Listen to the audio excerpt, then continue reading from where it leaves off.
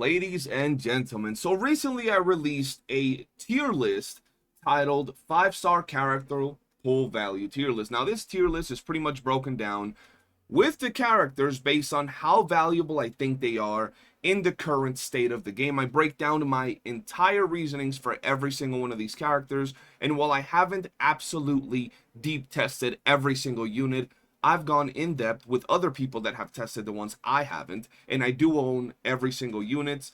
I know what's going on with the meta. I test most of these characters out. I have S6, R5, some of these characters, so I'm able to test them at their full potential, yada, yada, yada. Long story short, like always, tier lists are subjective, right? You can go ahead and drop a tier list, and your favorite character might be at the top, while someone else's might be at the bottom. But there is a lot of things that are facts, you know?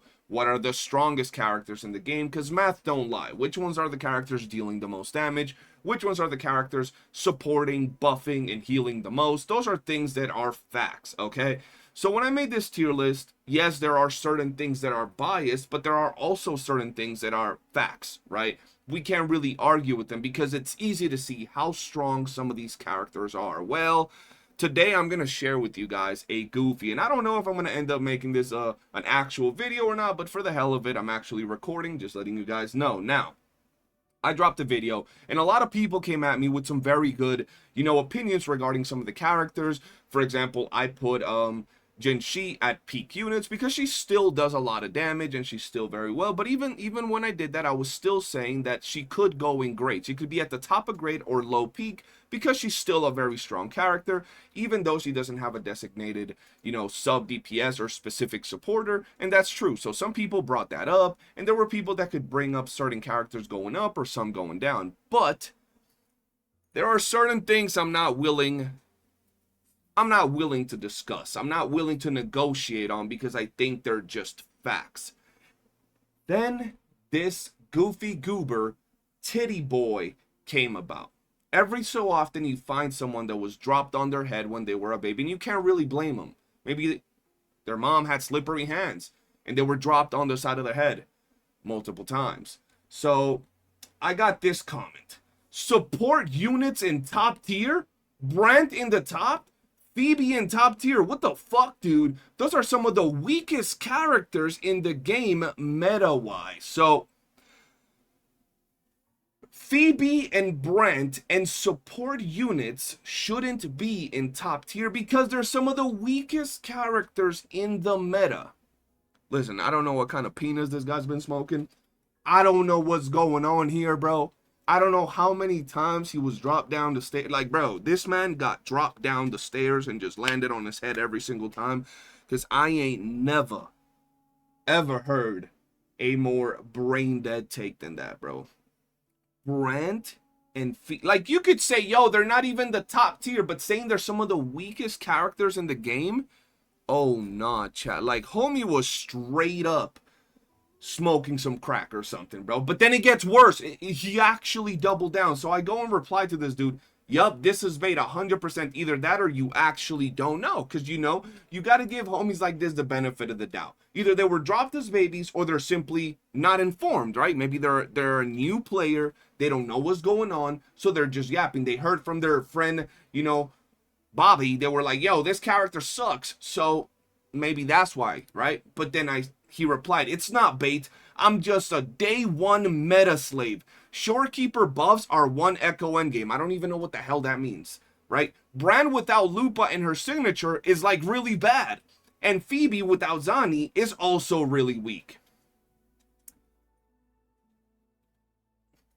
Bran, Shorekeeper, Phoebe.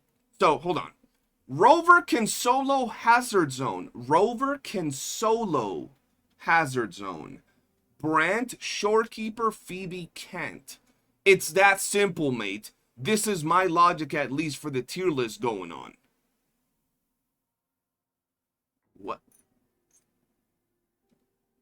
I was like, bro, ain't no way this man just said Brant, Shorekeeper, and Phoebe can't compete. That's why support units suck, pretty much. I ain't never in my entire life heard those takes. So obviously I went in, I'm a day one player with every character and multiple S6R5 units. I played every single team comp and can easily tell you, yes, Brandt and Peeb are easy top tier units. The fact you said Peeb's without Zani is weak, when in reality, Peeb gets nerfed if Zani's on the team. Bro, this man said Phoebe without Zani is really weak, when in reality, if you put Zani on a Phoebe comp, Phoebe gets weaker. It doesn't matter what state you're using. You could be using support Phoebe, you could be using DPS Phoebe. The simple fact of putting Zani on the team with Phoebe makes Phoebe weaker. I figured I'd just show you what I mean by Zani actually makes Phoebe weaker when they pair together. Now, it's needless to say that Zani gets stronger when you add Phoebe to her, but the reason I'm showing y'all this is because the comment specifically said that Phoebe is pretty much trash without Zani. And actually, Zani has an interaction with Phoebe. Matter of fact, there's the only two characters that have an interaction like this where she actively gets weaker when Zani's on the team. Let me show you. It all starts with her weapon. If we head on over to her weapon and we check the ability, dealing damage to targets with Spectral Frazzle grants the wielder basic damage bonus and heavy damage bonus. So you're going to be able to get a very nice basic attack damage bonus and heavy attack damage bonus that stacks up to 3 times by simply attacking enemies that have Spectral Frazzle on them. It's that simple. Right? Whether she's an Absolution or Confession stance, as long as you're attacking an enemy that has Spectral Frazzle, you will get a buff. So let me just show you my stats real quick. We are sitting at 7.9 basic attack damage. So very, very low. And we're sitting at a very nice 61 heavy attack damage bonus. I want you guys to remember these numbers so I can show you the next part of this video.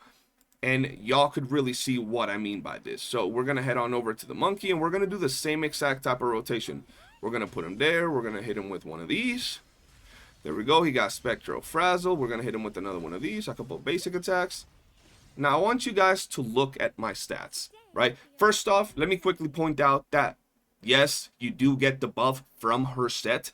So you are activating this buff because I know a lot of you are going to have this question, right? A lot of y'all are going to have this question. Inflicting Spectral Frazzle damage on enemies increases crit rate by 20%. So yes, you are getting this here buff. But there's something I got to show you guys, right? If we head on over to her stats, you will see an insane increase to her basic attack damage bonus and to her heavy attack damage bonus. So these numbers are insane. And the reason for that is because it triggered her weapon's ability, and you can see because there's going to be a little sword over her health bar. Let's have a look. You see the little 3 stacks right there? If I hit it again, it just resets and I just have that buff active, right? Very nice. Now let's move away from Monkey before he gets mad at us. There we go. And now let me show you what happens when we add Zani to the team. And I want to point out, I'm going to do the exact same rotation, okay? So let's just go on over to teams. Let's add Zani. Boom, there we go. I'm not even going to use Zani. Zani is just on the team. Let's go ahead and do the same rotation. Right? So boom, you see the Frazzle stacks, he getting hit. There we go, a couple more hits. Making sure we got all the possible things. And as you guys could see, we are not getting any buffs whatsoever. Nothing changed. I did nothing different, right? I did nothing different. And even though this bonus from her weapon that specifically states dealing damage to targets with Spectral Frazzle grants the wielder a bonus, even though she is hitting a target with Spectral Frazzle, this doesn't work, but her Echo set does work. So, inflicting Spectral Frazzle on enemies. So here she's inflicting it, and in here she needs to do damage. That's the problem. So her Echo set, she inflicts the Spectral Frazzle, but where the problem comes in is with Zani. If we head on over to her abilities, I believe it's right here. Immediately consume all Spectral Frazzle stacks and trigger the corresponding damage, then convert Spectral Frazzle into an equal number of helical embers. So what's going on is that Phoebe is effectively applying the Spectral Frazzle, but it's instantly getting turned into helical embers. That's why she can still trigger this thing right here, inflicting spectral frazzle. But since it instantly gets turned into helical embers, she has no chance to activate the part of dealing damage to targets with spectral frazzle. So it doesn't matter if she's an absolution or any type of state, bro. She's just not gonna get that buff, no matter what. Right? She's hitting, and right here, as you can see at the top, there's helical embers. So that's the problem. So anytime that you actually slot in a Zani into a Phoebe team, your Phoebe will actually get weaker. So just get your information right before yapping. Back to the video. So that take alone, I was like, nah, bro. Homie is on some shit, bro. Right? People do not need to trust me. Just type Phoebe DPS or Brandt without Lupa. Time clears and competitive damage numbers are lower with like 50, 60 competitive. Who is he competing against, chat? Who is he competing against? Also, Brandt without Lupa. Dog, not only did I solo most of the content at S0R1 Brandt, but when I was running my Brandt with SK and what's her face? Sanhua, I was still clearing everything. So like, I don't know if this man is actually out here like clearing tower and like, yo, I cleared it 10 seconds faster when I use a team that's composed of Cardathea. Well, no shit, Cardathea is a main DPS. You're using a character like Brent that is not a main DPS, and he's still clearing it just 10, 15, 20 seconds slower. He's still clearing it though, right? And then we not gonna talk about everything else that he offers. I was legit brain dead when it came to this take, bro. I was like, ain't no way, bro. Has to be a troll somewhere. Because when y'all look at my tier list, go look at the actual tier list to see what I like actually said. But overall, my tier list looks something like this. This is kind of my tier list, right? Once again, some things are subjective to change. And I know you might look at this tier list right now and be like, why is Zani and Shangli at mid? Watch the video. You guys would understand why. You might not think those are the right reasons, and that's totally fine. But there are several things in here that could change. But overall, I think this is a pretty solid tier list. And homie's take actually gave me Ebola, bro. I don't even be making videos about things like this, but goddamn. And once again, there's a lot of people talking about different things, right? Like, you know, Jinshi takes, other people talking about different things, you know, other characters asking me where I would put Augusta and you know, I don't know where the hell they go. I haven't tested them, bro. We're going to have to wait, which I will be pulling for Augusta. And if she's good, if I feel that she plays really great at S0R1 after my first and second day of testing, I will S6 her. Or I'll probably S6 her anyway because she looks really dope. But I won't actually S6 her on stream. I will first do my S0R1 testing to really see what she brings to the table. So, yeah, that's going to be it, guys. Let me know what you think about that take regarding PB, Brandt, and by default, a character like Shorekeeper, shit, Verena, all of them not deserving to be peak units because apparently they can't solo. Which, I don't know about Shorekeeper because she's a healer, but I'm pretty sure Brandt and Peeps can solo whatever the hell Rover is soloing. But yeah, that's going to be it for the video, guys. Hit the like button, subscribe, join our Discord, ! Discord. We go live and actually chat it up. I'm one of those few CCs that chats up with everybody and talk shit in their Discord. So yeah, man, thank you all for watching. Peace.